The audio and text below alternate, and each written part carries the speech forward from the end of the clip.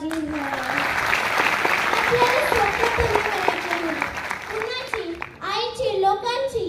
त्यासाठी काय करावं लागेल? त्यासाठी सर्वात अगोदर आपल्याला आपल्या गरिबीचा राग आला पाहिजे. लोकांनी आपल्याला हिणवलं पाहिजे. लोकांनी आपल्याला डिवचलं पाहिजे. आज प्रत्येक समाजात गंभीर परिस्थिती निर्माण झाली आहे. आई वडील मुलांसाठी गंभीर झाले आहेत. लग्नाच्या मुलांना मुली मिळत नाही आहे. का मिळत नाही यावर चिंतन मंथन कुणी करत नाही. मुली काही लग्न करत नाही.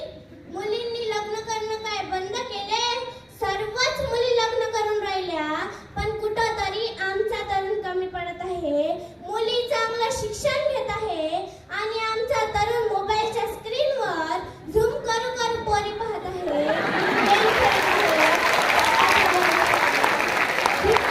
मित्रमंडळांसोबत बारवर, चहाच्या टपरीवर एका हातात चहाचा कप आणि दुसऱ्या हातात सिगरेटचा धुवा छाती तोडत आहे. आणि मग कोण मुलगी तयार होईल या संतर गुल्ल्यासोबत लग्न करण्यासाठी?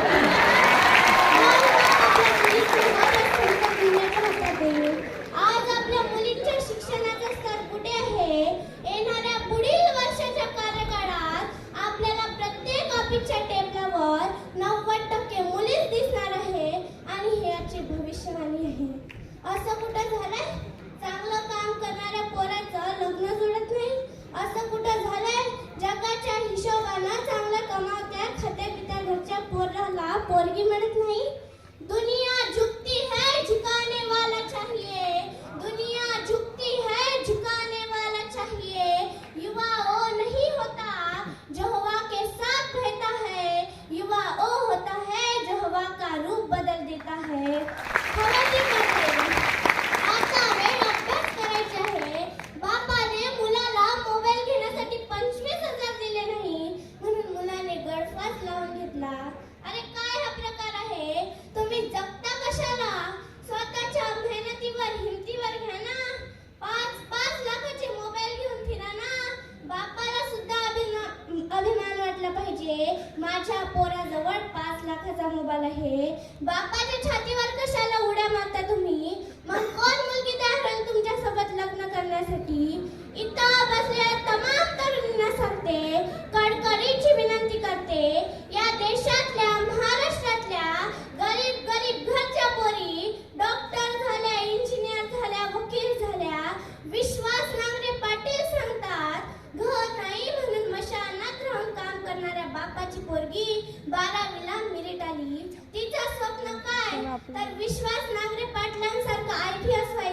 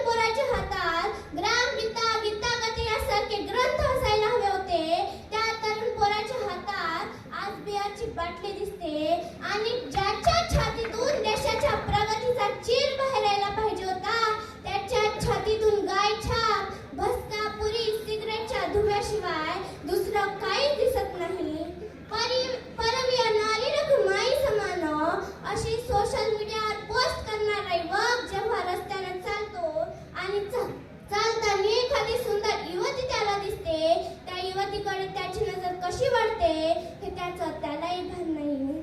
स्वामी विवेकानंद धर्माचा प्रचार प्रसार करण्यासाठी एका संमेलनात जातात. तिथे एक सुंदर युवती त्यांच्याकडे येते आणि म्हणते, तुमच्यासाठी काही पण. तुमचं ते तेजस्वी रूप पाहून आणि तुमच्या वाणीने मी मोहित झाली. स्वामी विवेकानंद विचारात पडले, मी संन्यासी आहे, मला आणखी धर्मप्रचार धर्मकार्य करायचं आहे आणि ही बाई लग्नच करायला म्हणते. आपण त्यांच्या जागी असतो तर काय म्हटलं असतं दादा? म्हटलं असतं तुझ्यात जीव रंगलाय. स्वामी विवेकानंद तिला म्हणतात, तुम्ही माझ्या वाणीने माझं तेजस्वी रूप पाहून एवढ्याच मोहित झाला तर आपण एक काम कराल, आपण मला आपला मुलगा समजाल, याने माझं संन्यासही तुटणार नाही आणि तुम्हाला माझ्यासारखा तेजस्वी तपस्वी पुत्र सुद्धा मिळेल. त्या युवतीने स्वामी विवेकानंदांच्या चरणात आपलं डोकंच ठेवलं. या शेतीसाठी राब राब राबणाऱ्या शेतकऱ्याचा जीव या शेतीमध्ये रंगला आहे. देशासाठी मरणाऱ्या सैनिकांचा जीव या देशासाठी रंगला आहे. महात्मा फुले आणि सावित्रीबाई फुले यांचा जीव मुलींना शिकवण्यासाठी रंगला होता, परंतु तुमचा आमचा जीव मात्र तिच्यामध्ये रंगला आहे. म्हणून तिच्यामध्ये जीव रंगवण्यापेक्षा शिक्षणात जीव रंगवा एवढीच विनंती करते. सर्वांना स्वामी विवेकानंदांच्या जयंतीनिमित्त शुभेच्छा देते. धन्यवाद.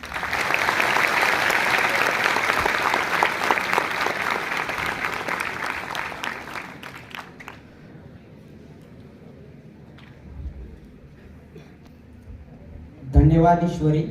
आता वळूयात गट दुसरा 8वी ते 10वीच्या विद्यार्थ्यांकडे. या गटामध्ये तृतीय पारितोषिक पटकावले आहे स्वयं अतुल बी